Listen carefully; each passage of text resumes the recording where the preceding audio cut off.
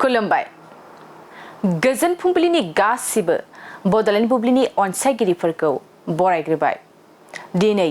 27 October शुक्रबारनि फान्जामुथिखौ फरायथिनो लादों आं किलिखां ब्रह्मआ फान्जामुथिनि गिबियाव दं मेष राशि जोबोरैनो गाज्रि सान जानो हागौ सांग्राङै थानाया मोजां जागोन नोंथाङा दिनै वृष राशि जौगानायनि लामायाव फैगोन मोजां लामायाव आगान होनो हागोन मिथुन राशि जायखिजाया खामानियावनो खाबु मोननो हागौ नोंथाङा दिनै जोबोरैनो मोजां सम जागोन कर्कट राशि जोबोरैनो गाज्रि सान जागोन सोरबा सुबुङा नोंथांनि बेरेखा हाबा मावनो हागौ सिंह राशि गोसोनि साननायफ्रा जाफुंनाय नङा गोसोखौ जोबोद गाज्रि मोननो हागौ नोंथाङा दिनै कन्या राशि माबा मोनसे खामानिनि थाखाय फोनांजाब राहा लानो हागोन मोजां सान तुला राशि सोरबा गोसो थोनो हागौ नोंथांखौ दिनै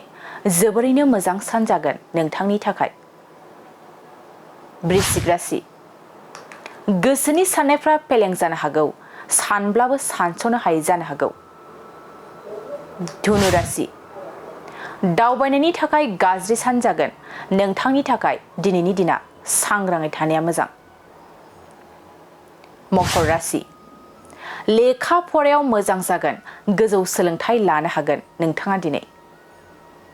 कुम्भ राशि जोबोरैनो गाज्रि सान जानो हागौ नोंथांनि थाखाय दिनैनि दिना सांग्राङै थानाया मोजां जागोन मीन राशि सुखुनि सान जागोन नोंथांनि थाखाय दिनैनि दिना सुखु गोजोननाय समखौ बारहोहरनो हागोन